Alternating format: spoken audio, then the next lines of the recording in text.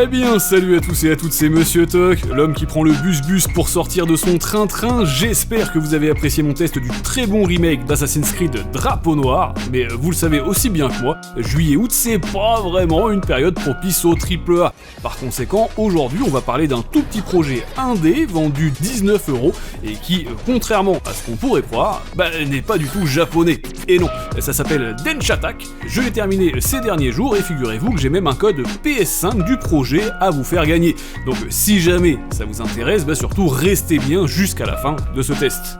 Pour le moment, je vous laisse vous installer confortablement bien sûr, vous avez même des couchettes à disposition pour les plus fatigués, mais n'oubliez jamais les règles de sécurité. Ou en bon français, attention à la marche si vous voulez pas finir avec la gueule de Jean-Luc Reichmann. Ça me fait marrer parce que c'est un peu méchant. Mais avant de continuer cette vidéo, vous le savez, j'ai 30 secondes et pas une de plus pour vous parler de mon sponsor officiel, à savoir Instant Gaming. Comme tous les mois, j'organise un concours pour vous offrir le jeu de votre choix, donc si comme les heureux gagnants précédents, vous voulez tenter votre chance, eh bien je vous invite à cliquer dès maintenant sur le lien que j'ai placé dans la description. Mais évidemment, Instant Gaming propose aussi des milliers de jeux à tarif réduit, que ce soit sur PC ou sur console. Donc si vous avez envie de faire des économies sur des titres récents ou non, et bien maintenant, vous savez où aller.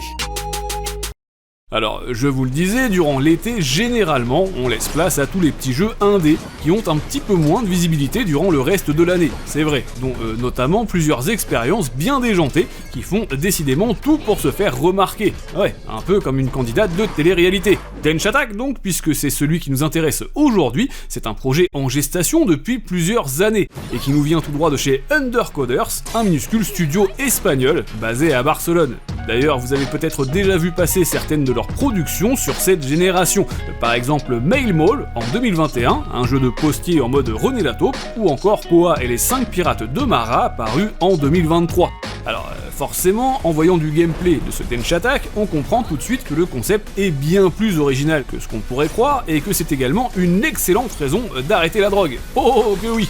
Non parce que bon, pour développer un truc pareil, je sais pas quel rail ils ont sniffé les Espagnols, mais ça avait l'air d'être bien plus costaud que du chorizo. Comprenez-moi bien, en termes de jeux ferroviaires, on connaît tous déjà par cœur les simulations et autres expériences de conduite pure. Je ne saurais d'ailleurs que trop vous conseiller l'excellent Thomas et ses amis, les merveilles de Sodor, dont je vous avais réalisé le test en mars dernier. Si tu parles de Thomas le petit train encore une fois, je te préviens, je te défonce la face. Oui, bon, désolé, mais si jamais vous ne le saviez pas, de leur côté, les Japonais sont très friands, depuis toujours, de franchises bien plus arcades, et notamment la fameuse Denshi Dego. Bon, ça tombe super bien, puisqu'ici on sent à 200% que les Barcelonais tenaient à rendre hommage à cette culture si particulière, mais tout en la mixant avec du Jet Set Radio et même du Tony Hawk's Pro Skater. Ouais, je sais, la prochaine fois que je croise Antoine Faucon à Los Angeles, promis, je lui fais essayer le projet.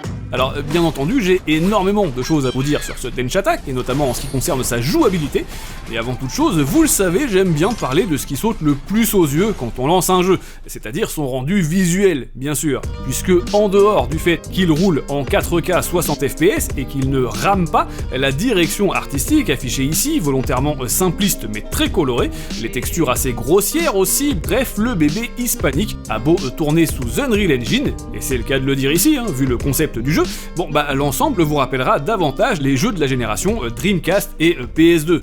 Plus généralement, le bébé d'Undercoders c'est un véritable petit voyage chatoyant à travers les zones japonaises les plus populaires, mais aussi leur folklore. Oui, par exemple, vous avez tout un chapitre traitant du baseball, et si vous ne saviez pas que c'est le sport numéro 1 là-bas, eh bien maintenant c'est fait. On en reparlera d'ailleurs dans quelques jours, mais je ne vous en dis pas plus. C'est intéressant. Mais en l'état, et parce que je m'en voudrais d'avoir autant de retard que la SNCF, il est grand temps de parler bande-son. Et sur ce point, je ne vais pas y aller par 4 chemins, l'OST du jeu motive, certes, mais surtout, elle est complètement loco.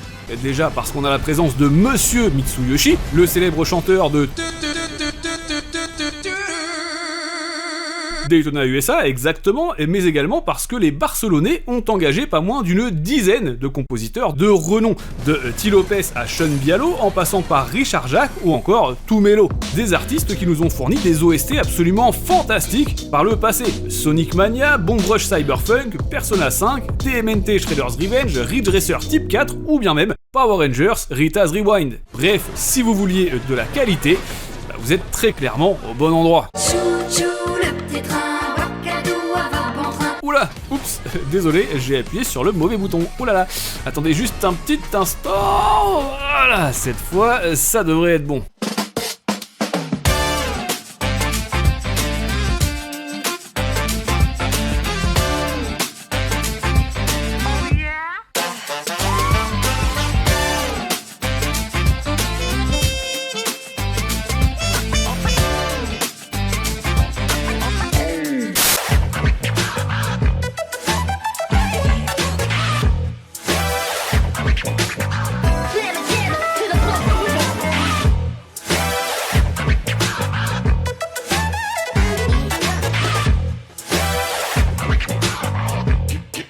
Give me something to dance to.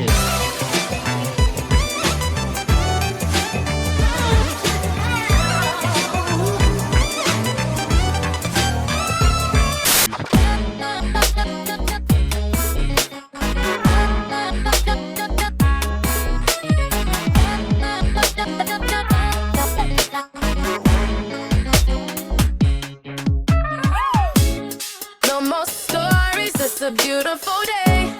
No more space for me to say. Is there somewhere we can play again and again and again? Oh, no more stories, it's a beautiful day. No more space for me to say. Is there somewhere we can play again and again and again? Oh. Bon alors effectivement, je préfère prévenir, certaines mélodies risquent de vous rester sous le capot pendant longtemps. Ouais, c'est ce qui m'est arrivé, personnellement. Autre point intéressant, Densha Attack propose des cinématiques entièrement doublées, contrairement aux phases de dialogue simples qui, elles, restent muettes. Nonobstant, en termes de voix, on a le choix entre des comédiens US et des comédiens japonais. Donc ça, c'est plutôt sympa. Hélas, 3 fois hélas, l'aventure est bien trop bavarde pour un jeu arcade. Bah ouais. Avant et après chaque niveau, on nous affiche de très nombreux échanges entre les différents personnages. Et franchement, je vais être honnête, le scénario est inintéressant au possible. Heureusement, c'est pas du tout important en soi, mais on nous explique que le monde a été perverti par une multinationale baptisée Shinra, Miraido, pardon, et qu'une catastrophe climatique a tout foutu en l'air, sans oublier que les news télévisées sont présentées par une espèce de saloperie de taupe. Modèle, ajoutez à ça de très nombreuses fautes de français, et vous aurez très vite envie de sauter du train en marche. Cela dit, c'est pas nécessairement une si mauvaise chose, dans le sens où l'histoire, franchement on s'en fout un peu ici, et que le jeu propose déjà largement de quoi s'occuper, et s'entraîner, surtout durant notre périple. Ouais, à vrai dire, le projet ibérique nous demande de réaliser tellement de cascades, qu'on finit par avoir envie d'appeler un professionnel en fait. On pourrait pas envoyer Tom Cruise plutôt? Alors, non, déjà, et puis surtout, moi c'est Monsieur Toc, plutôt c'est le chien de Mickey. Mais bref, je vous le disais à l'instant, vous allez en avoir largement pour votre argent, puisque le bébé d'Undercoders comprend plus de 50 niveaux, des tonnes d'autocollants à débloquer, de magazines à remplir, ainsi que pas mal de trains à déverrouiller, dont celui en forme d'araignée, celui en forme de suppositoire, et même celui baptisé Nekoden, réservé avant tout aux chats minots. Résultat, vous pouvez sans souci tabler sur une bonne dizaine d'heures si vous souhaitez terminer l'aventure en ligne droite, et facilement le double si vous tenez à choper les meilleurs scores, les défis de tous les levels, réussir toutes les manœuvres de Philippe, et pourquoi pas les 39 trophées proposés. Je rappelle tout de même que le bébé espagnol est vendu à peine 19€. Bah ouais. Mais vous l'aviez deviné, désormais on va enfin parler gameplay. Et pour évoquer ce sujet, je vais vous demander de me faire confiance et de me laisser vous aiguiller.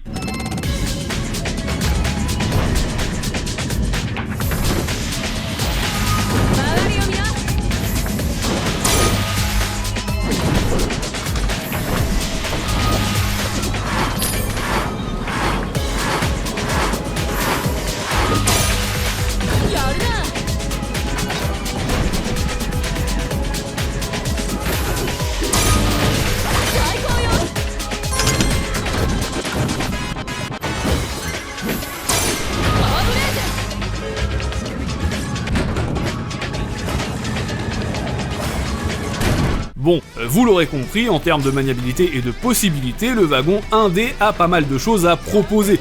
Concrètement, dans Densha Attack, on joue Amy, une jeune roukmout qui n'a pas froid aux yeux et qui s'est donné pour objectif, tout simplement, de devenir la meilleure pilote de train au pays du soleil levant. Manette en main, vous êtes donc aux commandes d'un engin qui accélère tout seul, certes, mais alors tout le reste... je peux vous assurer que c'est bel et bien à vous de gérer, et j'aime autant vous dire que Sheldon Cooper risque d'être traumatisé. Une touche pour faire des wall rides, une autre pour dérailler, mais aussi R2 pour sauter, le joystick droit pour faire des figures, L2 pour freiner au moment parfait, R3 pour klaxonner. D'ailleurs la DualSense a ici été optimisée et le feeling est au rendez-vous sur le quai, notamment grâce aux 60 figures à effectuer.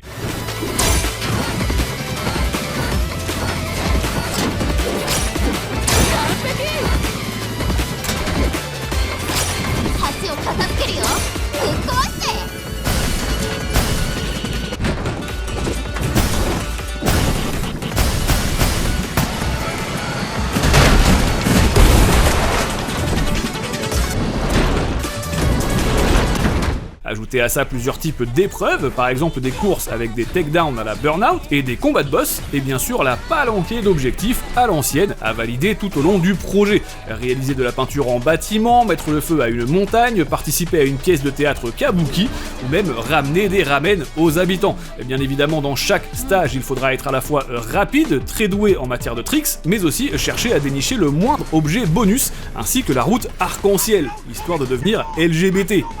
Enfin pour être un peu plus près des étoiles, bien sûr, et obtenir le rang Gold. Mais bref, il y a vraiment énormément de touches et de choses à retenir, donc je vous cache pas que les premières heures, l'apprentissage se fait dans la douleur. Ouais, franchement, si vous n'avez aucune patience, je peux vous dire que les niveaux s'enchaînent, tant pis pour Cool Chain, et on a vraiment le sentiment de s'en prendre plein les cheveux de tous les côtés en fait. Je suis pas venu ici pour souffrir, ok? Mais je vous l'avais promis, avant d'atteindre le terminus de ce test, je vais vous inviter à venir me rejoindre en première classe afin de vous faire gagner un code PS5 de cet excellent Dench Attack. Pour tenter de le remporter, c'est très simple, il vous suffit d'être abonné à ma chaîne, de laisser un j'aime sous cette vidéo, puis de me laisser un commentaire en nommant la gare SNCF la plus proche de chez vous. Je vous laisse faire ça et de mon côté, je procéderai au tirage au sort dans l'une de mes prochaines vidéos.